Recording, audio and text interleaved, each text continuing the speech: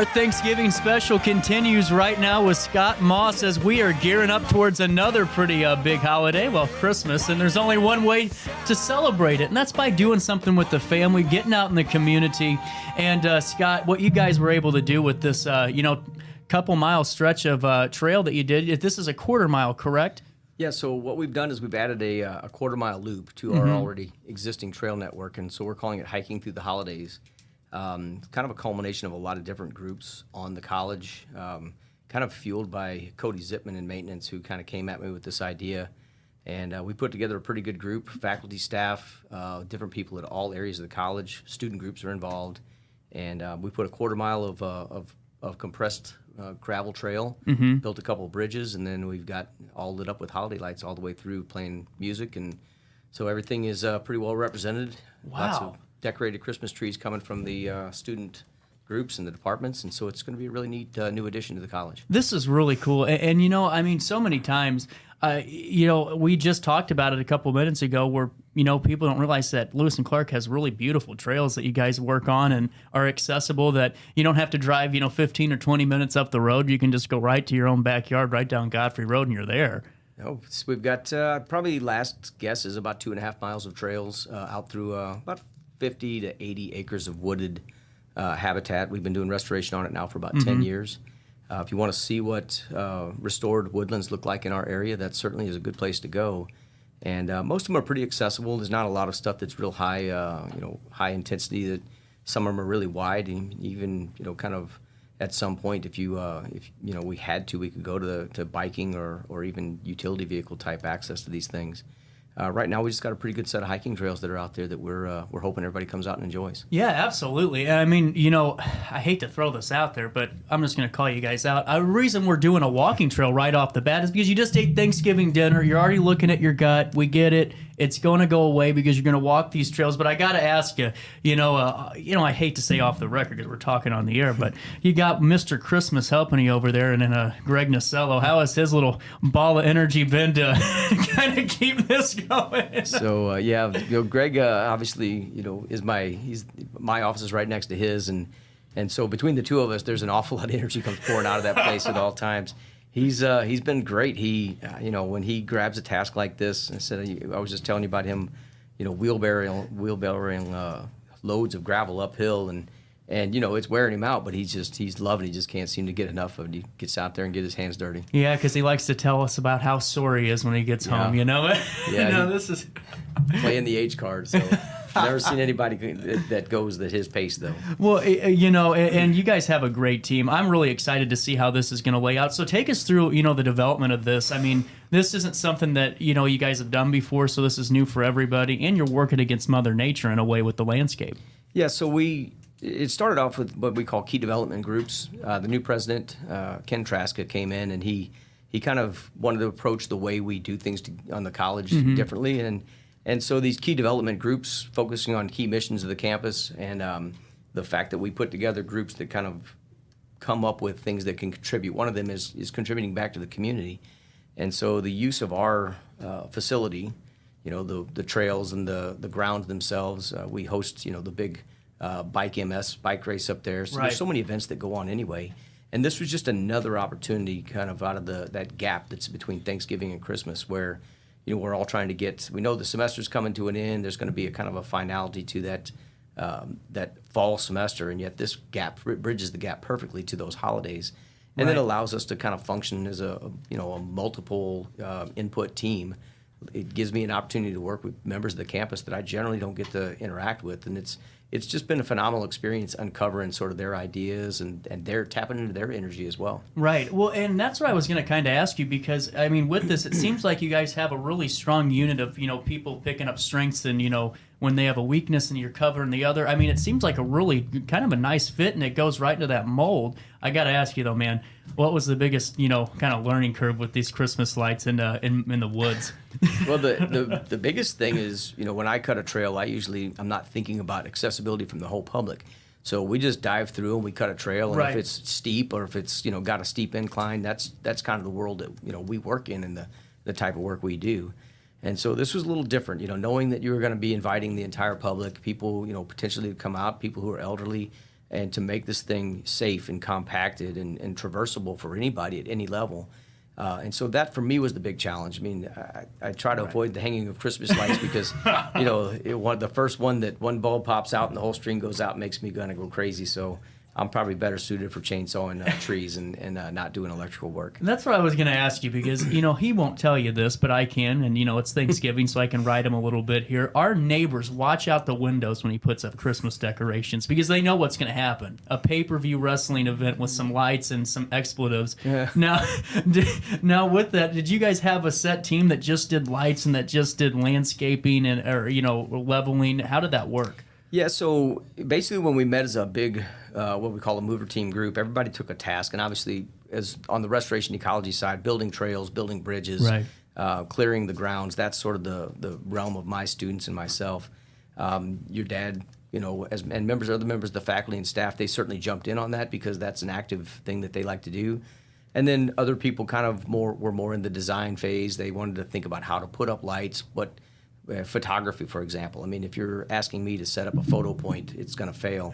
And so we have other people that's their thing. Their brilliant gift is to say, all right, we need this kind of backdrop and we need this kind of angle. And, at night with the lights behind you, so everybody brought some expertise and some talent to the team. Something as simple as serving hot chocolate. I mean, when you start, anybody can pour a cup of hot chocolate. When you try to serve hot chocolate to 30, 40, 50 people, that's a logistical thing that some other people have to manage. And that's been the brilliant thing about this, is allowing all of us to get together and sort of leverage our strengths. And how's that been, I guess in a different way, as an overall, faculty morale, that has to be somewhat of a booster, just a great way to start working together in different departments too. It is. I think that it's easy to be siloed when you get into an organization like ours. And so, I find myself doing it all the time. The other side of the campus, this or and when you all get into a room with a common goal, you realize that all the things that you share far and over outweigh the things that you might see differently. And that's just it's the perfect setting to get our team together. And I mean, again, the holidays, what better time to put that together? Well, and that's what's going to be cool. With seeing this, kind of come together and seeing all you guys see the finished product with people walking through, that's obviously the end goal. How many lights did you guys use for this? Because I keep forgetting that, what did we say, a quarter of a mile? Yeah. That's still a lot of lights. It is. There is a continuous string of lights that basically goes for the entire length of the trail. So that's just, and then, of course, that doesn't account for all the trees that are wrapped and all the things that are put in. So I wouldn't even begin to guess. Katie, Ethan Brosh and Katie Piper, who are our landscape people, Monticello Sculpture Gardens people, who put on a fantastic garden show in the fall. They could give you the stats on that, and they know because they've done the heavy lifting on hanging that. But it is a lot of lights. I saw it for the first time kind of late in the evening or late in the afternoon, and it was. I really kind of thought, we're going to do this the first year. It's going to be pretty simple, modest. It's a pretty impressive light show. So that means next year's going to be even better, huh? We can only hope so. Yeah, just it's all going to come down to whether or not how many of those strings of light go out every year. Right. And now you did mention that there are some people working on photo spots or just places. Now, is there a designated space for people that are walking and step off to the side sometimes to take a group photo or anything like that? So the layout of the trail, basically, when you come in, you'll come in at the Simpson tennis stadium court or whatever. And we've got an area there. It's got a deck, and there'll be hot chocolate, and it'll have maps and other things like that that'll help you. And then there's about 4, I think, different locations representing the different holidays. Kwanzaa and Hanukkah and Christmas, and so we're trying to make sure that we've got wide representation for all the different people celebrating the season.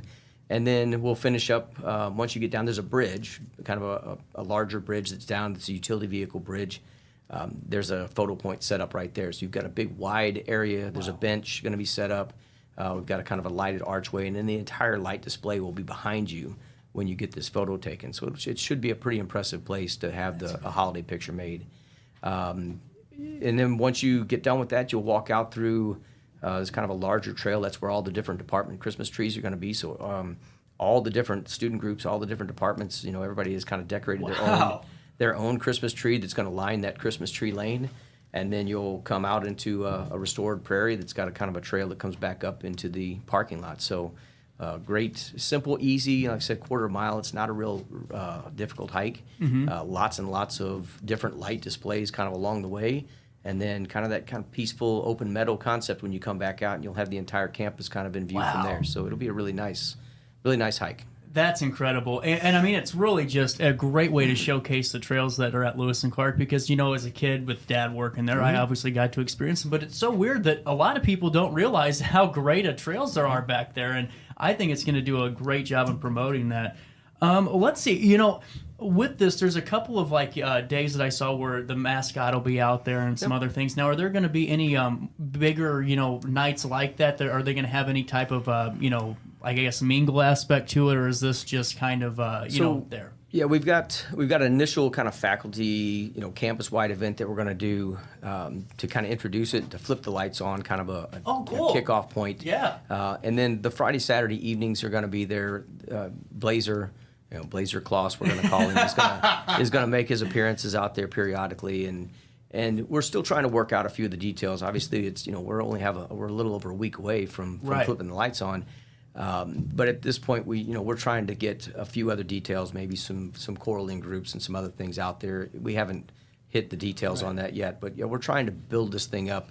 It's a pretty short, compressed time, just Fridays and Saturday nights for 3 weekends in a row or 4 weekends in a row. So we'll try to max out, get the maximum out of those limited periods of time. And what was the time period again? The time frames those nights? 5 to 9. 5 to 9. Yeah, 5 p.m. to 9 p.m. It'll be open on Friday, Saturdays. Well, and I think it's great. And with all these, I mean, the cool thing is with all you guys working together, I'm sure it's just going to keep growing and growing. Now, when you guys start this, just a logistical question here, how long of a process is this to kind of identify that area, go, here's what we need to kind of get out from a landscaping perspective, and then let's get our lights in?